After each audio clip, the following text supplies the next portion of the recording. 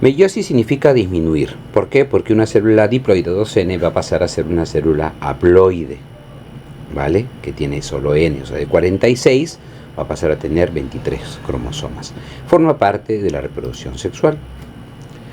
Una célula diploide 2N va a ser una primera división llamada meiosis 1, llamada también reduccional, donde 2N va a pasar a tener N cromosomas, de 46 a 23 cromosomas. En esta fase de meiosis 1, meiosis 2, hay una intercinesis donde no hay duplicación del ADN. Recuérdenlo hace unos instantes, en unas diapositivas lo habíamos mencionado.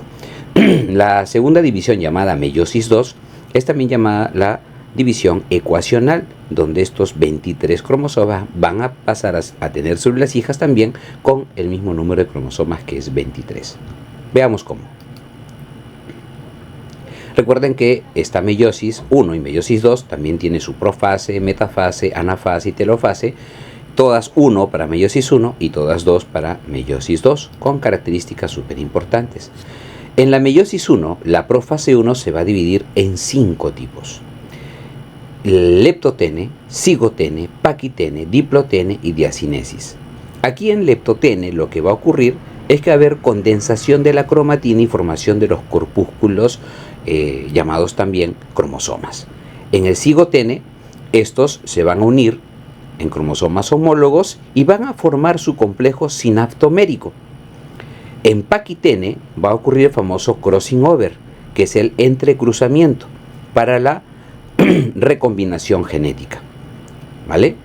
En diplotene ya se van a evidenciar este cambio de color, por ejemplo, lo que nosotros le vamos a denominar quiasma, ¿vale? Quiasma, que representa la recombinación genética entre un cromosoma homólogo y otro, el famoso quiasma. Eso se ve en diplotene. Recuerda, el crossing over se ve en paquitene y el quiasma se aparece en diplotene.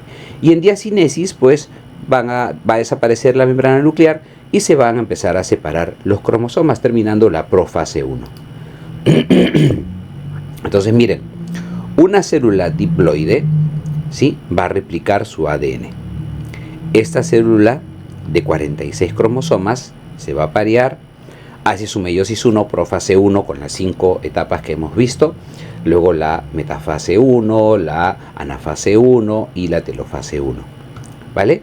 Aquí, como ustedes pueden apreciar, ya ha habido intercambio, se puede ver el quiasma, ¿vale? Se puede ver el quiasma, pero un dato importante aquí es que ¿cómo puede una célula de 46 transformarse en células de 23? Es que simplemente aquí no hay disrupción del centrómero, ¿sí? Se alinean 46, se alinean 46, entonces tenemos acá cromosomas, están así, ya, vamos a dibujarlos así para que podamos entenderlo. Se alinean 46, acá de cuenta que acá hay 46, entonces hacia aquí y hacia acá. Si acá hay 46 cromosomas, no hay disrupción del centrómero, o sea, no se rompe el centrómero para que las hermanas cromátides se dividen, o las hermanas cromátides se puedan dividir. Entonces, ¿qué pasa? Las azules se van a ir acá, la mitad, o sea, 23. Y las rojas se van a ir hacia la otra célula hija, o sea, 23. Perdón. Caray.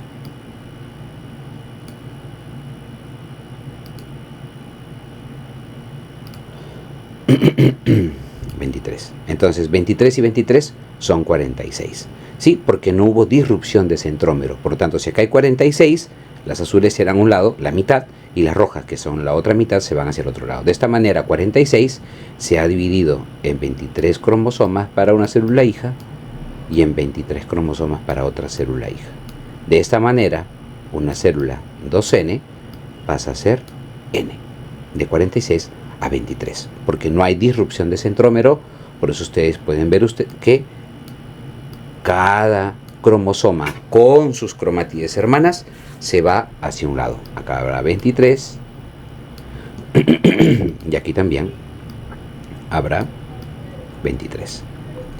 A esto se le llama reduccional o meiosis 1. Ahora, cada una de estas que ya tiene 23, recuerden, aquí tenía 23 y aquí también tiene 23. Sí, ahora sí, en anafase hacen disrupción centromérica, por eso que ustedes ven que esto de aquí se está yendo para acá y la otra mitad se está yendo para acá. Entonces hay 23 aquí y 23 acá. A eso se llamaba reducción ecuacional, porque ya hay disrupción del centrómero. ¿Sí? De esta manera, cromatías hermanas se van hacia un lado y la otra se va hacia el otro lado, estableciendo 23, 23. De una célula, lo que normalmente ocurre en meiosis es que hayan 4 hijas, de 1 a 4 hijas. Eso es lo que normalmente ocurre en la meiosis. Recuerden que en meiosis 1, si ha habido replicación, antes de la meiosis 1 ha habido replicación del ADN. En cambio aquí en meiosis 2 no hay replicación del ADN. Ya lo habíamos mencionado en reiteradas oportunidades. Ahora, ¿por qué es importante estudiar esta meiosis? Porque los gametos se dividen por meiosis 1 y por meiosis 2. Suceden tanto en la metafase, anafase y telofase, lo mismo que pasa en la mitosis. Recuerden que solamente la profase 1 tiene una subdivisión, ¿sí?, en 5 subetapas que hemos mencionado hace un momentito. Entonces, gametogénesis, proceso mediante el cual se forman los gametos haploides. Recuerden, si son haploides solamente tienen 23. Ocurre en las gónadas, tanto femeninas como las masculinas. En la gametogénesis masculina se denomina espermatogénesis y en la gametogénesis femenina se llama ovogénesis. Esta gametogénesis va a consistir de 3 etapas. La etapa de proliferación o multiplicación, aquí por ejemplo, todavía hay mitosis. ¿Ya? Todavía de una célula 2N sigue siendo una célula 2N. Luego la etapa de crecimiento, luego la etapa de maduración con M de meiosis, porque aquí en la etapa de maduración ya va a empezar el fenómeno meiótico. Aquí va a empezar la fase de la meiosis. Esto de aquí es común tanto para el varón como para la mujer. O sea, tanto para la espermatogénesis como para la ovogénesis. Solo en el hombre existe esta etapa, que es la etapa de diferenciación o también llamado espermio-histogénesis, donde una célula redonda, como la conocemos, va a pasar una célula que tiene una morfología con unas características, sí, diferentes, una cabeza con una cola. Y esto ocurre en la etapa de diferenciación o espermio-histogénesis. En la etapa de proliferación, habíamos hablado, ¿sí?, las células germinales primordiales, esto significa CGP, las células germinales primordiales, ¿sí?, que se van a formar en el epiblasto y van a madurar en el saco vitelino, ¿sí?, son células diploides, 2N. Estas van a transformarse en gonios, espermatogonios para los varones, ovogonios para las mujeres. Y recuerden que siguen siendo células 2N.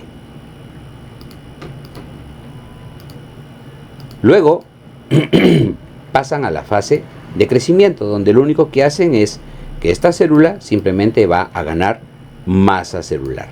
Sigue siendo 2N.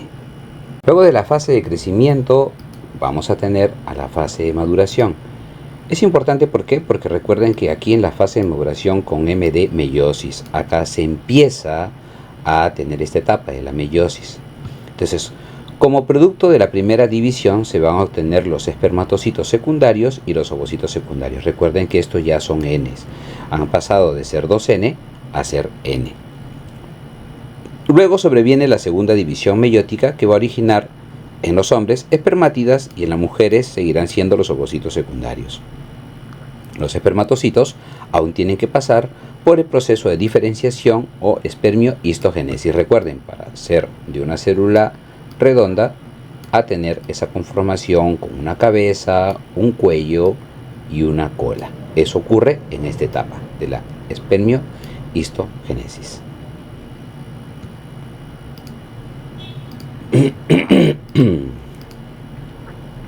Veamos la ovogénesis. Se inicia en la edad fetal. Ojo, miren, importantísimo, porque la ovogénesis inicia en la etapa fetal, antes de nacer.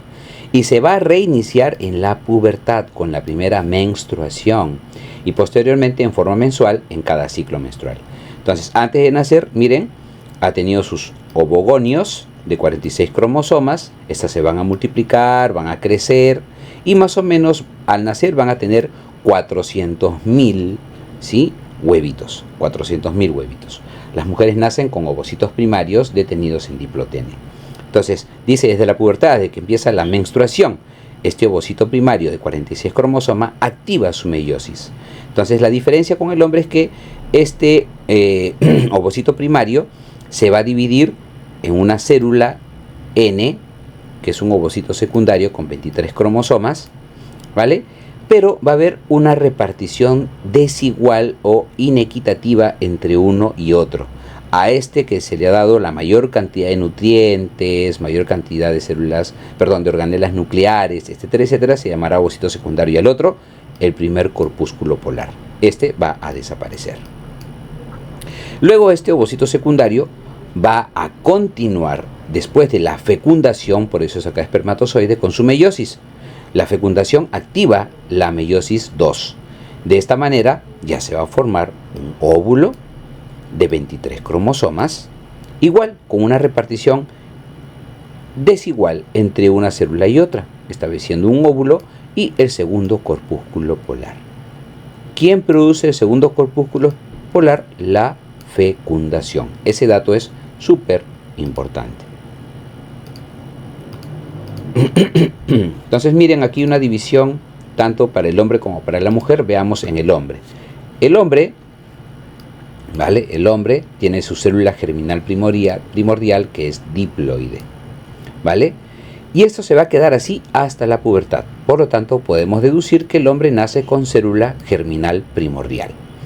En la pubertad se va a activar, inmediatamente va a proliferar, a madurar, a crecer, a madurar, sí, y va a empezar a hacer mitosis, teniendo un espermatogonio, que sigue siendo una célula diploide, que va a tener síntesis de DNA. Por eso ven ustedes aquí como ya se pusieron sus células, ¿sí? En la fase S han duplicado su ADN. Y eso se llama espermatocito primario. Entonces llega la fase de maduración con M de meiosis. Y esta célula de espermatocito primario va a pasar a ser espermatocito secundario, donde ya es una célula haploide. O sea, tiene un solo N. ¿Vale? Luego voy a explicar esto, no se mareen con eso, no se preocupen ustedes. ¿Vale? Esta es una célula 2N, un espermatocito primario es una célula 2N, o sea, diploide, y va a pasar a una célula haploide. Un espermatocito secundario es una célula haploide. Y luego hace su meiosis 2, estableciendo sus espermátidas.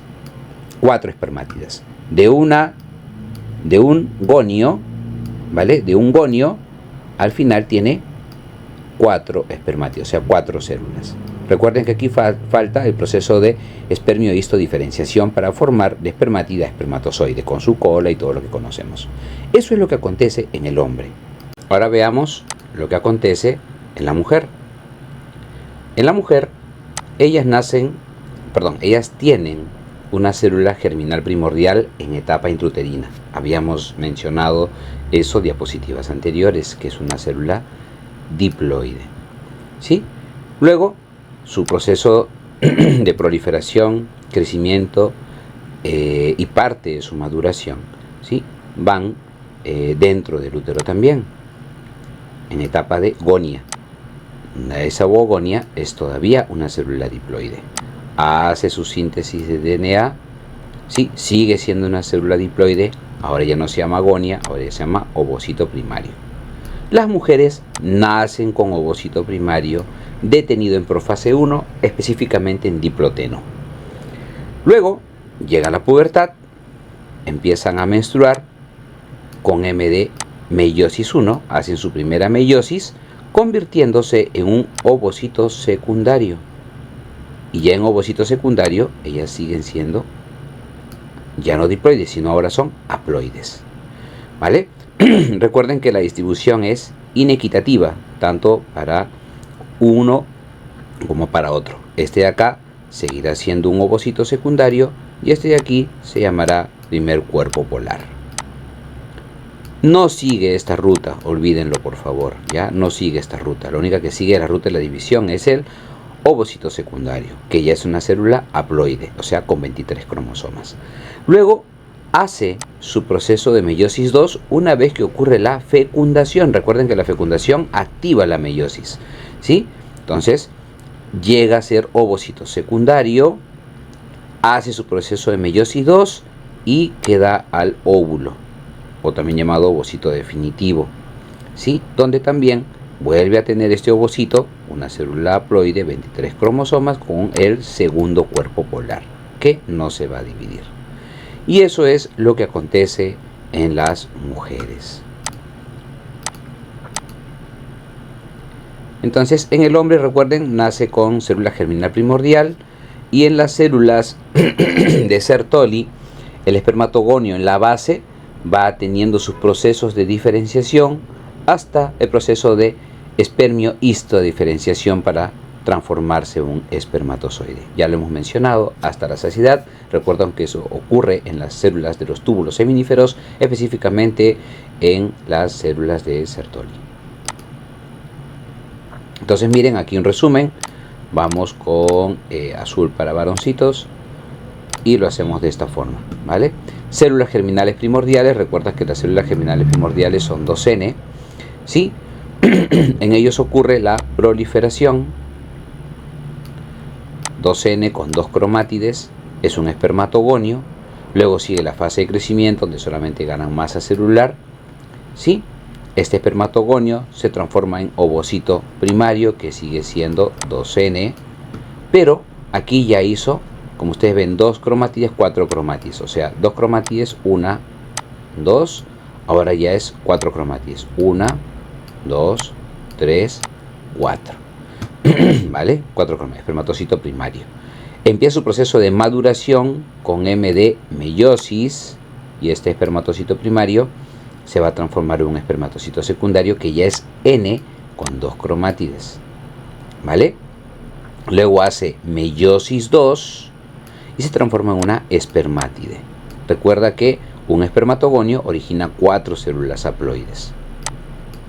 Hace proceso de histodiferenciación o espermio-histodiferenciación y se transforma en espermatozoide, que es el producto final. 4 espermatozoides por cada gonio que se va formando. Ahora veamos qué sucede con las damas. Entonces, la célula germinal primordial es 2N. Ellas igual pasan el proceso de proliferación, donde se van a transformar de células germinales primordiales a ovogonios, van a crecer, ovocitos primarios, siguen siendo 2N con 4 cromátides. Empieza el proceso de maduración con M de meiosis 1, sí, originando un ovocito secundario con el primer cuerpo polar. Recuerden que aquí las mujeres nacen con ovocito primario detenido en profase 1 en diplotene, ¿sí? Luego ellas empiezan a menstruar, inicia la meiosis, ovocito secundario. Este ovocito secundario es detenido en metafase 2. Una vez que la mujer fecunda, ¿sí? Fecunda, acá dice se libera desde el ovario como ovocito secundario. Las mujeres no ovulan, ovocitan, ¿ya? Un ovocito secundario. Una vez que se libere el ovario en la etapa de ovulación, llamado ovocitación en realidad, ¿sí? Porque ya se expulsan ovocito secundario. Si hay fecundación, reactivan su meiosis 2, estableciendo un óvulo con un segundo cuerpo polar. Es lo que habíamos mencionado hace un ratito. Entonces acá, puntos claves: la mujer nace con ovocito primario detenido en profase 1 diplotene, y luego, una vez que ya empieza a menstruar, reactiva su meiosis y es detenido en metafase 2. Si hay fecundación, continúa con su proceso de meiosis, ¿sí? Con su proceso de meiosis, estableciendo pues un óvulo con un segundo cuerpo polar. Eso no debemos olvidar. Esto de aquí es una repetición de lo que hemos mencionado, ¿vale? Es lo mismo que hemos mencionado. Diferencias: la espermatogénesis se realiza en los testículos. Se realiza en los testículos. Ocurre a partir de una célula diploide llamada espermatogonio. Cada espermatogonio da 4 espermatozoides o 4 gametos viables, y durante toda la vida el hombre produce espermatozoides de manera ininterrumpida. En la mujer se realiza en los ovarios. Ocurre a partir de una célula diploide llamada ovogonia. Cada ovogonia da origen a un solo ovocito, recuerden, y cuerpos polares que ya hemos mencionado. La mujer nace con un número determinado de ovocitos de aproximadamente 400.000. Esas serían las diferencias.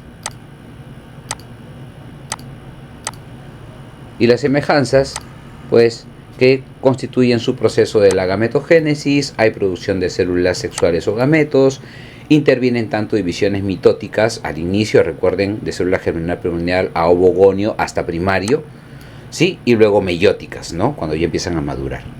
Pertenecen a la modalidad de reproducción sexual en animales, se forma dentro de órganos reproductores o gónadas, inician sus fases a partir de células germinales primordiales, las cuales son producidas por mitosis. Y bueno, con esto llegamos al final de nuestra clase. Muchas gracias.